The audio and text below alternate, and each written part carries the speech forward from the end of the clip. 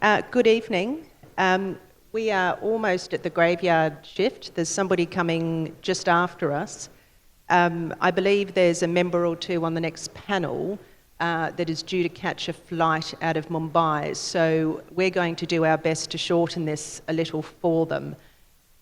Right, so we're here today with this panel to talk a little about ship recycling, shipbuilding and repair.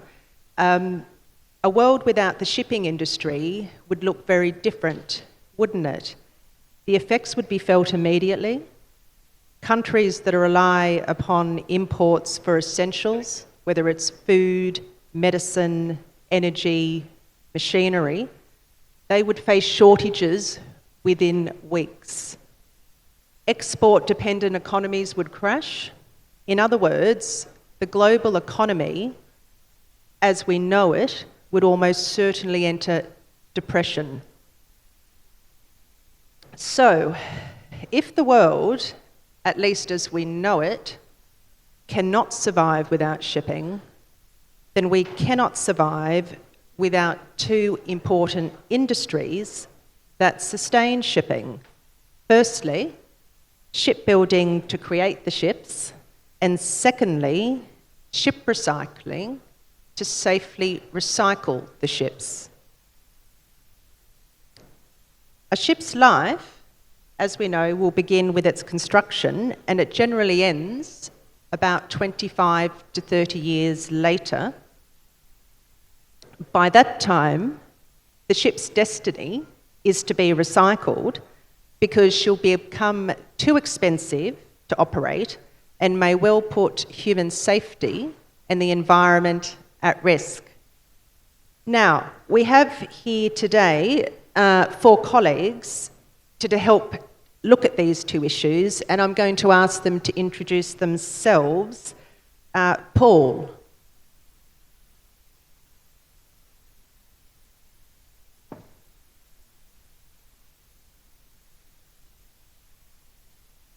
Hi. Well, by that definition, I've been recycled twice, and I'm on my 3rd berth, so to speak. It says behind me, certified English lawyer.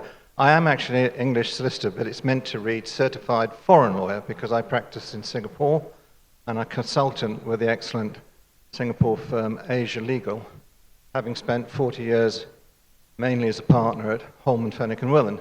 I had the distinction of not only starting life in their London office, but I was able to work in the Hong Kong office, and then I was asked to found the Singapore office, and I was in that office on and off for about 24 years. And I had 4 years in Shanghai, so you can call me a nomad solicitor in a way. I was also born outside of the UK, so I've spent most of my life actually outside the UK. My started life as a typical shipping lawyer, but in the 90s, I was lucky enough to get into the first generation of FPSOs. That led me into an interest in offshore construction and resource development. And of course, when I went to China in 2008, the world was collapsing except for China, where shipbuilding was a massive thing, and offshore development, rigs, flotels, that sort of thing. So I've been very fortunate to go into a lot of shipyards, ship repair yards, conversion yards, terminals, and travel around the world at other people's expense. I am based in Singapore. Singapore is my home. I do some arbitration and mediation. I'm a qualified CEDA mediator and an arbitrator, as are so many others. Thank you very much. And by the way, it's a pleasure to be here. I'm amazed that so many of you are here at Dead Man's Slot, and thank you. Thanks, Paul. Ruchika.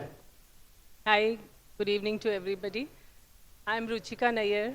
I'm the group head legal for the J.M. Bakshi group. So J.M. Bakshi is the 108-year-old business conglomerate which is involved in the business of shipping, ports, logistics, and marine services. And I have approximately 3 decades of legal experience working in various industries, including infrastructure, energy, real estate, and now working with J.M. Bakshi in ports and logistics. And very happy to be part of this panel. Thank you. Thank you. Rohit? Good evening. Good evening to all. Good evening to all. I am Rohit Agarwal. I am the CEO of Guideship Consulting Services. I have been associated with the ship recycling industry for more than 2 decades. I was pursuing my master's in Mumbai, and during 2008, after the Lehman collapse, I found I found myself in the ship recycling sector because this sector is inversely proportionate to what the global economics are.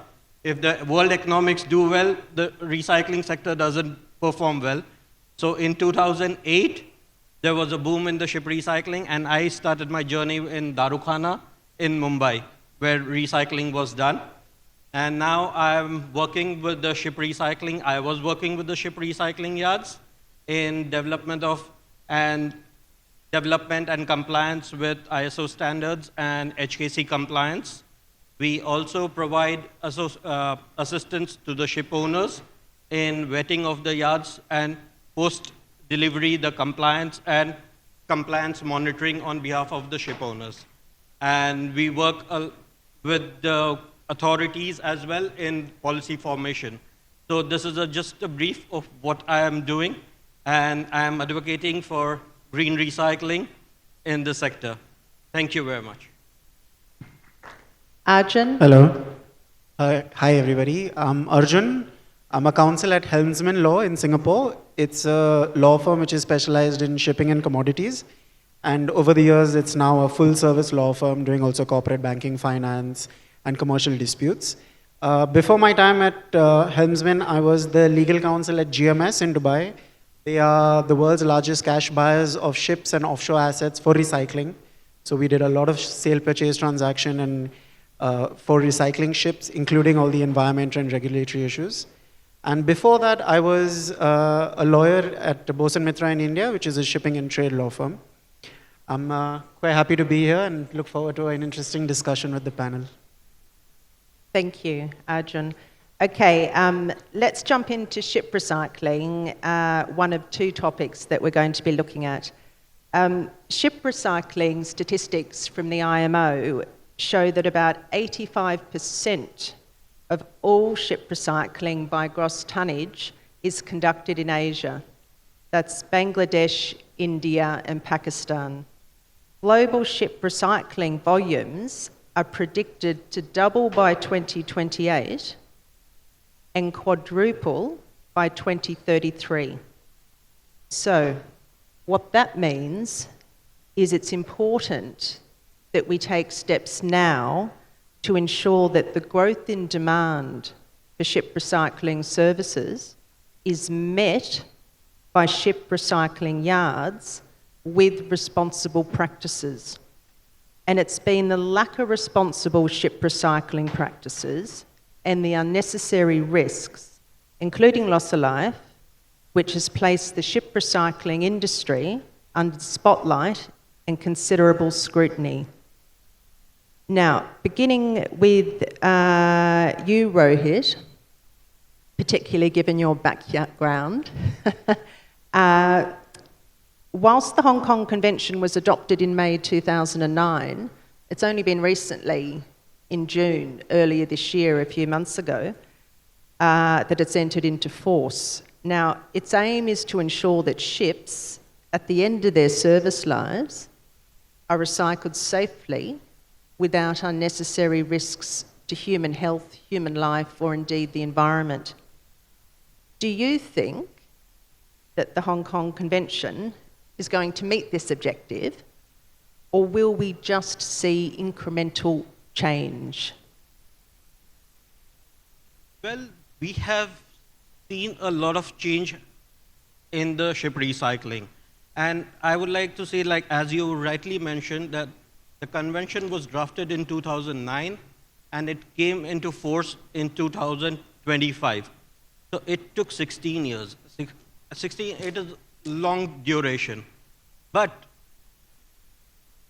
leaving the timeline apart, it took time, and the gestation period was good enough for the ship recyclers to adopt to this international convention, adopt slowly, steadily, and be compliant with the recycling, with the international convention.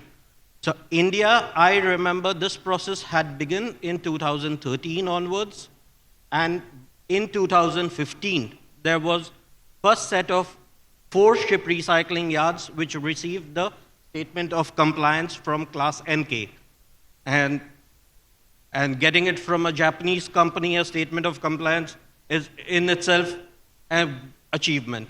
So from 2015 to 2025, it was 10 years, and all the yards voluntarily had adopted to ship recycling, and it was nothing in haste, slowly, steadily, small steps, and the compliance was met. So we don't say that this is just like any other convention which was ratified by unanimity, but it took time. People understood it because the recyclers or the ship recycling workers, they had to adopt to a lot of changes. It is not just on documents, on paper, but the behavior-based change. And it is very difficult to adopt to this macro scenario. So it took time. So, and I see, and we have seen, and we have been hearing that this was a very positive thing which happened in the industry. So the industry, what it was named for, today everyone is talking about it. This is the need of the hour, and also this industry has found itself in the mainstream maritime industry, which earlier was not so. It was not recognized in the maritime industry, but now it is an integral part of the maritime chain. Thank you. Arjun, would you like to add anything to that? Yeah, I mean, you said it correctly that it was recycling. Earlier used to be called scrapping, was always seen like a side product, and now recycling. And that transition even from the word scrapping to recycling was such a ideological change to make people realize that at the end of the day, a recycled ship, you're recycling 99% of the vessel. It's not scrapping, it's not. In India, Bangladesh especially, there's so much requirement for recycled steel for infrastructure projects. Jacqueline, you mentioned the issue of capacity, right? That's such an important thing when determining recycling, right? There's this Western bias that Asian subcontinent yards have had to face for so long about, oh, European yards are good, Asian yards are bad. But at the end of the day, HKC is the only convention which is really, that holds the field for recycling because it covers cradle to grave. It covers everything right from every vessel that is built throughout its lifetime must have inventory of hazardous material on board, right from ship recycling plans, right from covering labor issues. By comparison, the European regulations, we'll probably come to it later, they're only concerned with when is it a waste and how are you moving it, not actually about how the process of you recycling and everything is. So the HKC is quite important, and recycling is, especially in the subcontinent, is the only place which can meet the capacity, like you said, right? There's 1,000 vessels going for recycling every year, out of which 900 are done in the subcontinent. So even if you were to consider that, okay, the subcontinent is not according to European standards, Europe just doesn't have the capacity. So. I was just going to jump back to you, actually. And just to add, yes, that the Indian government is also very proactive and in doubling the ship recycling capacity from 4.5 million to 9 million tons. So we are also gearing up for the upcoming demand in ship recycling. I'm going to jump back to you, Rohit, again, a question about Alang. And I don't think there's anybody on the panel, I'm happy to be corrected, unless it's by my husband. But I think you're the only panel member that has the most experience with Alang. So, as we know, Alang is home to one of the world's largest ship recycling yards. It employs thousands of workers and supplies large volumes of recycled steel. Now, historically, it's faced quite a bit of heat, a bit of criticism over working conditions and environmental impacts. Now, given your experience working specifically with Alang yards, what improvements have you observed over the years, and what are some of the challenges that remain with Alang working towards compliance with the Hong Kong Convention? So thanks, Jacqueline. So I think the regulations which are there are under the Hong Kong conventions and all are, very path-breaking in the sense it provides for a safe and sustainable way in which the ship recycling can be done.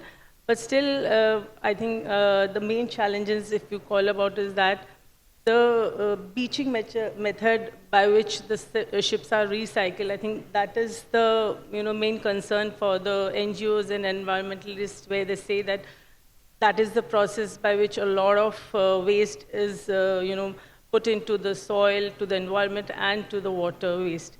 So that is the main concerns where I think maybe the government should also look at, and also the ship recyclers should maybe try some new methods where instead of doing the initial recycling at the beach level, they could do it like kind of a dry dock kind of a thing where earlier it could have been done.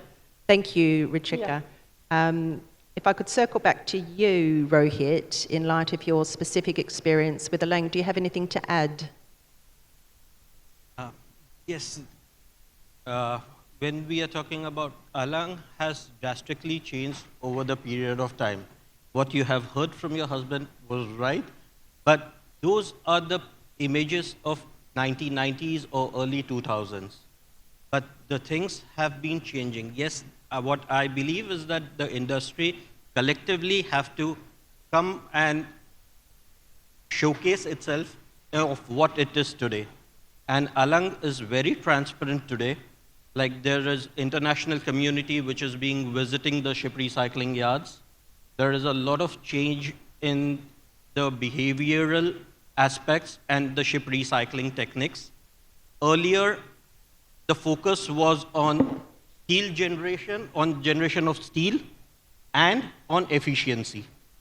But with due course of time, also health, safety, environment, the human aspects, the labor welfare, all these things also rose up to that level where it is treated that every person who comes and works in this industry goes back happily. So these things are changing. There is a lot of change, and also with the employment when we are talking about. Today we have got people from naval architect also employed in the ship recycling. So this recycling sector is opening up to even the educated people, like with the environmentalists, like in handling of hazmat experts. There are hazmat experts now, those who deal with it. There are naval architects who do the weight calculations. There are many ship recyclers who have moved out of the gravity method to the lifting method and using more mechanized and crane and machinery. And like what Ms. Ruchika said about recycling on the beaches. It is quite a wide topic, but which is misunderstood. Ship recycling we cannot say that it is not sustainable if done on beach. But yes, very important thing is that if it is done in an effective and a controlled manner, if protocols are met, then definitely the beaches are safe.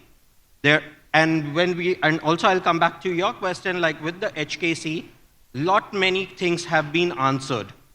And HKC plays a level playing field across the globe rather than the regional regulations who demand a certain compliance. And what we see that in the regional regulations, it is like which regulation is superseding another one. So that is something which is happening. That is, I don't want to get into that, but HKC provides a level playing field in the market. And yes, everyone with taking of time, with a lot of people, a lot of stakeholders involved, the industry adopted to ship recycling. Just, HKC, sorry. just to wrap up, in one or two sentences, Rohit, before we move on to shipbuilding, if you could give me one or two sentences. You mentioned the beaching method. NGOs' main concerns arise from the beaching method. Now, and for obvious reasons, it should be familiar to everybody in the room, the risk to human life, health, and the environment. How would you respond today to those concerns about the beaching method, bearing in light the NGO's key concerns? Just if I can ask you to limit it to one or two, because I'm watching a clock in front of me that is moving faster than those little taxis in London, the black cabs. So one or two sentences, please. Yes. Beaching, it is just a mindset. It is a very vast topic which needs to get in detail on how beaching is, and it is an effective method, and it is a geographically blessed situation where a beaching occurs and bringing a ship on this beach. India has large coastline, but only 10 kilometers belt is feasible for this. So this is something beaching, but it is not about the beaching or non-beaching. It is about post-beaching, how the vessel is demolished, how it is recycled, how the blocks are lifted. I can lift this without any spillage. I can lift it with spillage. So it is as simple as that. But how well I am treating the environment, how well it is the operations. If I would say in one word, it is the operations, and don't look at that like you see individually things are doing, they are developing, and yes, this is something which is also being addressed. There are various innovative solutions being found out, how minimal interaction with the intertidal area is being done. So this is something which is being worked on, and sooner we'll see a lot answers to this. Thank you. We're going to jump on to shipbuilding and repair. Before a ship's life cycle ends at recycling, which we've just discussed very briefly, the ship's life cycle will begin with construction. Now, China dominates the global shipbuilding industry. In 2024, China was reported as producing about 70% of all new builds by tonnage. Now, this figure's even higher, just shy of 80% for alternative fueled ships, the green market, for vessels running on LNG, methanol and ammonia. Now, today, the industry faces evolving challenges. Contractual risks in shipbuilding are particularly elevated due to the ongoing geopolitical risks and instability, not to mention increased pressure for decarbonisation and volatile supply chains. Now, whilst the Office of the United States Trade Representative's proposal, commonly referred to as President Trump's tariffs, have presented major concerns for owners and operators of Chinese-built vessels, it's been reported today that the US is close to reaching a trade agreement with China that, effective immediately, the tit-for-tat port fees between the US and China will be suspended. And I thank a colleague sitting in the second row for bringing me up to speed just before I came up here that was unfolding today. However, and the key issue here commercially, obviously, for ship owners calling at US ports is it's going to be a damn lot more expensive for ships to call it a US port that's going to be captured by it. Now, I'd like to know your thoughts briefly, Paul, in terms of the chartering market. How would you suggest a ship owner best mitigates their commercial risks arising under charter parties from the US tariffs in respect to port fees on their Chinese-built and Chinese-operated vessels? Now, I appreciate, hopefully, we don't have to look at this. I know I've been advising a lot on it of recent times, but if we have press pause, but trade agreements do not come through with US and China, and we're looking at this again in a year, and an owner gives you a buzz and says, listen, what do I do with my fixtures? What would you suggest? Thank you. Well, I've got 4 minutes to deal with shipbuilding and ship repair, including conversion contracts, which is what I was invited to speak on. Nevertheless, they are two huge subjects, and they're very different. They can't be lumped together. Very simply, the answer to your question is, anybody who's building a ship, it's a 3 or 4 year process. Often it takes 3 years before you take delivery. Nobody on earth knows what's going to be the situation in 3 years with the gentleman in the White House. All signs seem to be that whilst he causes disruption, he then backs down and things move on. I don't think Chinese builders are worried at all about Mr. Trump. We are in a seller's market and have been since COVID.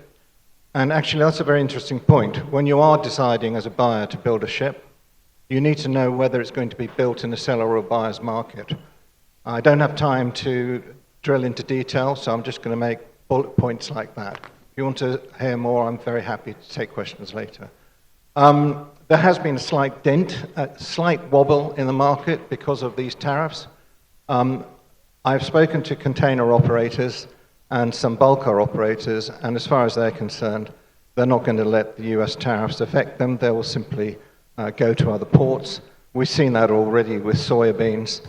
People are simply just going down to South America and other places. So I think it's very much a wait and see. And as for building ships, I think, it's more a question for the traders, the big agri-grain traders, than it is for shipbuilding. While I have you, Paul, a buyer of a new ship under construction is paying for that ship to meet a specific design, quality and schedule.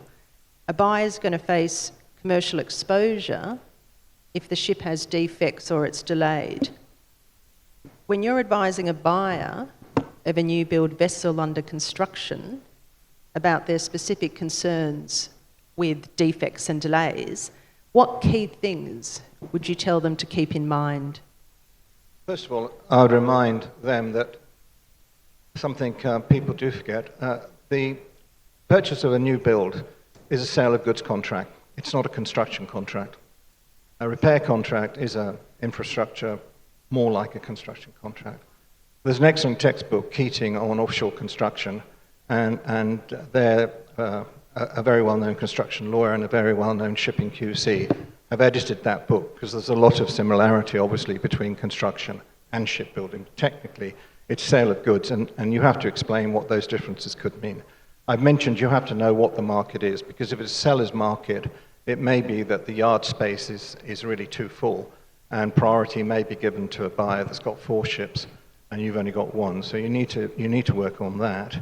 You need to find out, is this a turnkey contract? Are you just buying a container ship or a standard post-Panamax, or is it a bespoke contract?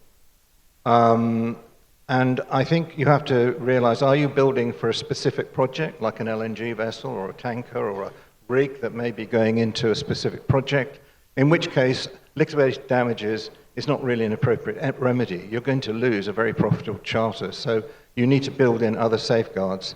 And finally, you need to make sure that your liquidated damages for delay is incentivized. You don't have to take the standard 120, 180 days at so many dollars a day.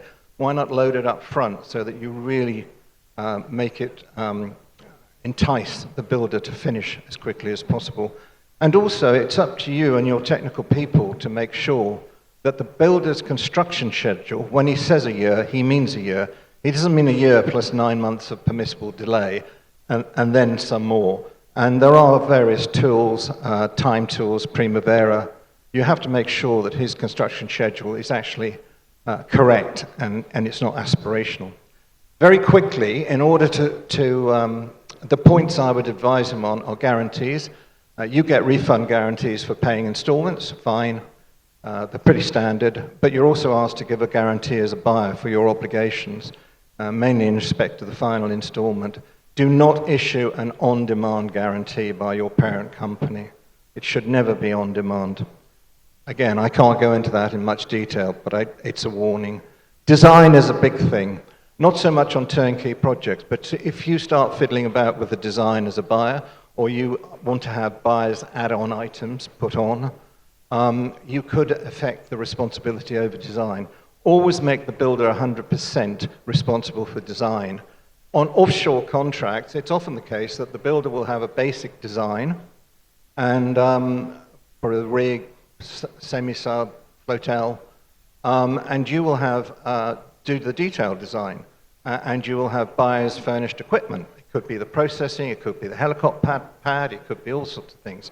However, you shouldn't take responsibility for that design. You should say to the owner, the yard, here's your basic design, this is what we're doing, make sure they're compatible. You've got 60 days, 90 days to study it, make sure it works. If it doesn't work, come back to us and we'll fix it.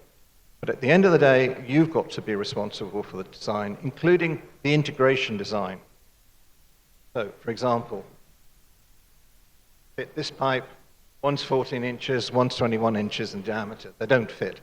There's not only integration design, there's installation design. I've heard shipyards come back when we've said this, and they've said, oh, but you're responsible for the concept design. There is no such thing as concept design. It's a wormhole to get through. Somebody has to be responsible for design. It should be the builder, even if he's accepting yours. Otherwise, people are just pointing fingers. Next thing, KPIs. Well, everybody knows that sea trials are meant to work out speed, performance, calculations. Can she go at the speed warranted, plus or minus? Does she consume more or less? All these other things. The problem is, the engine is built outside of the ship. Most shipyards don't build engines, they're built by well-known manufacturers. So you never really know what the effect will be on performance and consumption until the engine is actually in the ship in a sea trial. The problem is, in most shipbuilding contracts, in nearly all shipbuilding contracts, the actual power warranties for the ship are on the main engine testbed trials. It's not on the sea trials. So you've committed to the trials, engine testbeds, before it's even been put in the ship. And I've been informed by a very good friend who's a naval architect that the maker's shop tile tests are often somewhere between 7 and 10% underperformance when they're in the ship. So that's a big thing to look at. Okay, just to wrap up, sorry to cut you off, Paul, but Not at all. I have someone waving their finger at me. Closing reflections, Ruchika, tell me, to bring matters to a close, what's the one thing that we should be doing now to improve the legal and regulatory framework for ship recycling in the world? I think the best what we can do is, we have this Hong Kong Convention, which is, very good, but proper implementation and, regularly and doing it properly, that would be the one thing. If it is implemented properly, then I think it will have a good effect. That's the one thing which should be done. Thank you. Rohit? Sorry to interrupt. Can I just... Somebody, again, a very well-known naval architect, said to me recently that the only innovation which has actually helped the environment massively is wind and sails, and wind-assisted sails on even the big ships. And it's brought down the fuel costs and fuel consumption by 7 to 10%, which is an enormous amount, a huge saving. Everyone goes on about green fuels, and they should, like ammonia. But don't underestimate the power of wind and steel sails. They seem to be making a contribution. Thank you. Rohit, would you like to add something? Ship recycling had been the champion in the circular economy right from the beginning. In the maritime industry especially, ship recycling had always been more sustainable and more towards the circular economy and what we are today discussing about ESG, green, recycling, reintroducing of materials back into the system. So ship recycling had been doing that. The main concept of ship recycling was that.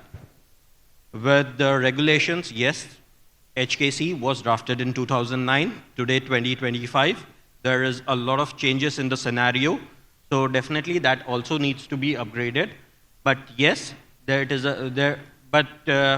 changing times, it needs upgradation, but also with the regulations are set, regulations have to be, IMO regulation have to be accepted worldwide rather than the regional regulations over or superseding than IMO regulation.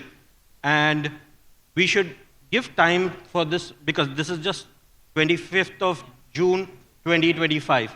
So it is just 4 months now. So we should give some time for this regulation to be adopted worldwide and then come up with any kind of amendment which require. Okay, well, perhaps we can revisit this if time I next can year. And Arjun, for you, if you could wrap up, please. Yeah, just taking on that. The most important thing we need for HKC to successfully be implemented is Europe needs to change its regulations, the WSR, Basel Convention. Right now, you have a conflict where, according to Basel and Europe, as soon as an owner has decided or even thought that the vessel should go for recycling, it's waste. So you have a situation where under the HKC, it's still a ship.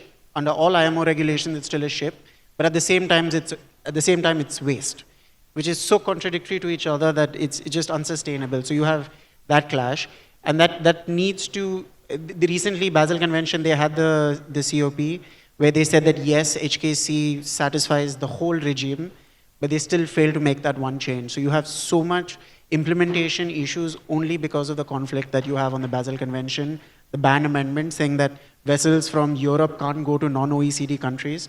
So that whole kind of that Western whitewash and what the NGOs have been doing for a long time, that's the biggest challenge. Once those kind of the Europe and the West change and adapt and recognize that the HKC is the IMO's main convention, it covers everything, then we are moving to actual sustainable recycling practices, not with the whole the European side of it.